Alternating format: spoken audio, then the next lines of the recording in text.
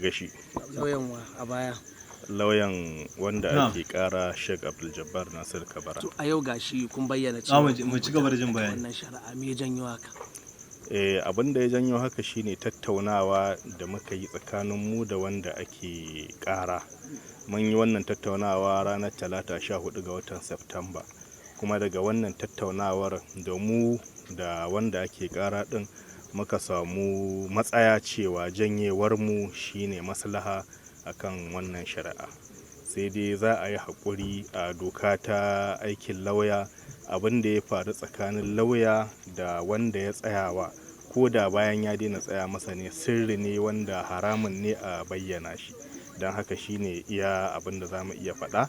Mun samu matsaya tsakanin mu da wanda muke wakilta a baya Sheikh Abduljabar Nasir Kabara cewa janyewanmu shine maslaha, don haka muka janye. Yayi zargin kamar cewar wai kuka hana shi magana a zaman baya, yana roƙon kotu da ta bashi dama ya maku tambayoyi.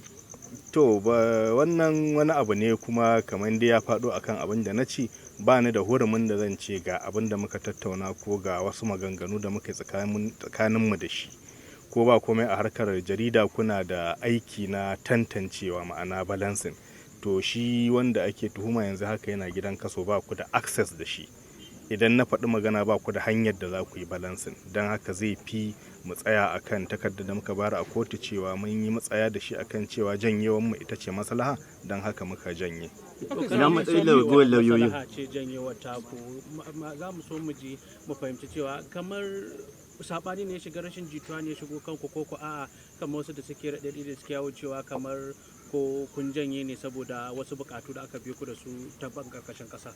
To lalle dai ba wata bukata da aka bi mu ta karkashin ƙasa.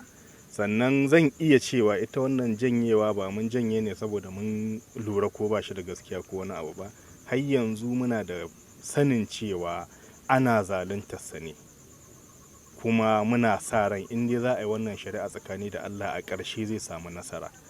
Amma babban muhimmin abu shine shi lauya ba zai tsaya wa wanda ba shi da kwanciyar hankali da shi ba. Don haka tunda mun yi matsaya akan cewa janyewan mu din ita ce maslaha gare shi da kuma wannan shari'a tashi, shi yasa muka janye din. Ba kuma wata barazana bace ta sanya. Ba wata barazana da za ta samu janye.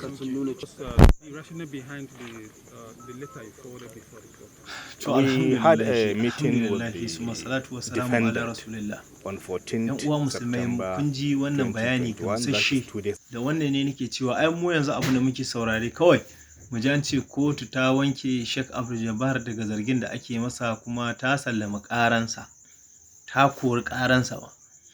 Domin me, idan kuka yi nazari cikin wannan bayani na lauyan nan, shi lauyan ya tabbatar mana da cewa Abduljabar a bisa nazarinsu da kuma hujjojinsu da takaddunsu document ɗinsu sun fahimci kuma sun tabbatar da cewa Sheikh Abduljabar shi zai nasara, kuma ko inda za a kotu inda za ta bi ka'ida kuma da gaskiya da adalci, Sheikh Abduljabar shi zai nasara.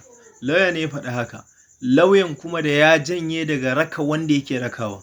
Ka yi tunani mutum ne yake taya ka haƙan ƙwaranda ko kuma a ce haƙan gwal, sai ce maka yanzu shi ya haƙura da taya ka haƙa, kawai ka ci gaba da haƙanka.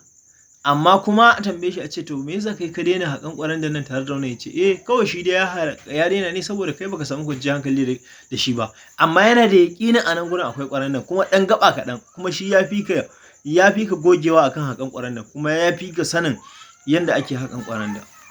Wannan shine misali da wannan ne nake cewa Inshaallah nan gaba kaɗan abin da za mu ji shine cewa kotu ta saki Abduljabar ta wanke shi daga zargin da ake masa. Wannan shine abin da kawai ya rage mana mu ji bi iznillahi Inshaallah, da albarkacin alqur'ani da albarkacin annabin rahama manzon tsira da aminci su tabbata a gare shi. In Allah ya so ya yarda